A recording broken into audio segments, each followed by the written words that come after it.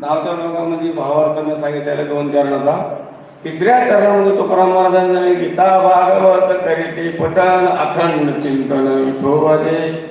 आणि त्यांच्या अंगी गुण कसे रुजले पाहिजे त्या आपत्तीच्या, की त्यांना पोथी पुराणाचा, भागवत कथेचा, शिवपुराण कथेचा, कोणत्याही धार्मिक कथेचा असा छंद लागला पाहिजे.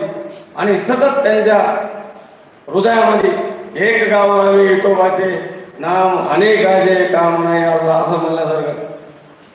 किंवा तुका म्हणे देह भरिला विठ्ठल काम क्रोध केले घरे, असे लेकर संदर्भ म्हणजे की त्यांच्या अंतरात सगळे काम क्रोध ते निघून गेले पाहिजे.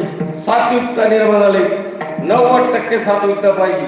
आणि सात्विकताच निश्चित नाही की मी काही खात नाही काय नाही, पण काही करतो. आता काय काय आपली माळकरी गळ्यात आलं नाही, आपण काय खात आणि क्वार्टर चेपटी त्याच्या खिशामध्ये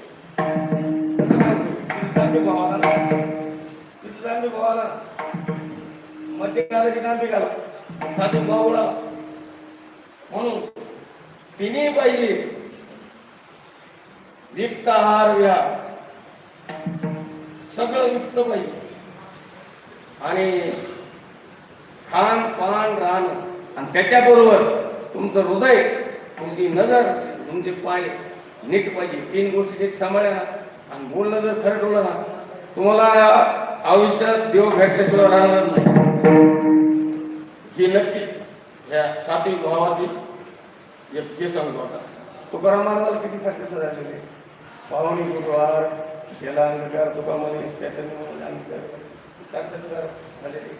स्वप्नामध्ये भोजनामध्ये साक्षात चमत्कार आहे.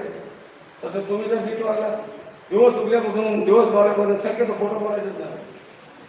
सात्विक भावाचा पाहिला का नाही तो खोटं न बोलली. पण एखाद्या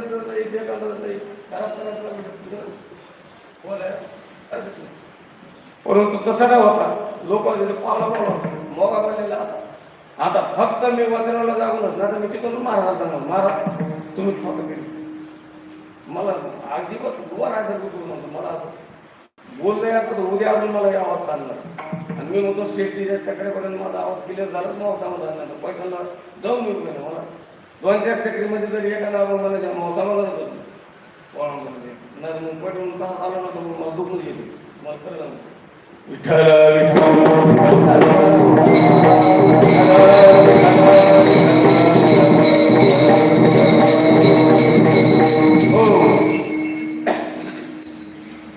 म्हणून तुम्ही सगळ्यांनी मनाचे कान करून ऐकणे आणि माझ्या शेतकरी वर्गातल्या मध्यम वर्गातल्या एक लहानपणापासून 10-11 वर्षाचा होता तेव्हापासून रामगडाला सोड्याला टाळकरी येऊ.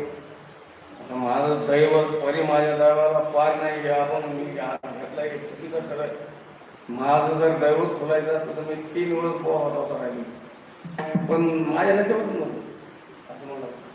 किसन बाबाने मला आळंदीला पटलं होतं पण मी जयराम बाबा घुसले पण पडून गेलो पुण्यात. त्याच्यानंतर माझ्या वडिलांच्या राधाबाई सानंबाई का तिथं त्या मीराबाई भेटलो तिथून 1.5 महिने पोहा एकटीच म्हातारी पुढे नव्हतं आणि आपल्याला खेळायला हां 3 वेळेस खेळ केली. आणि शंकर बाबा बाबा शिकला होतो मी कुठे जर एखादी काहीतरी कमवून करतो पण ते गेलं ते गंगात बोलवणार तरी पण कमी देता आम्ही महाराज मी नाराजाच्या व्यासपीठावर बोलतो. मला कधी एखादा मोठ्यातला मोठा महाराज नाही राहिला कीर्तनला काही अडथळा झाला 1 घंटेवर आपल्याला फोन मारायचा.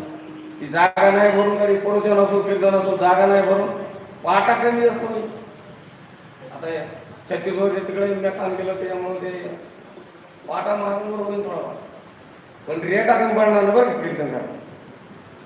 ती जागा भरून काढा त्याच्याबद्दल मी माझीच मी पाठ टाकली माहिती पाठ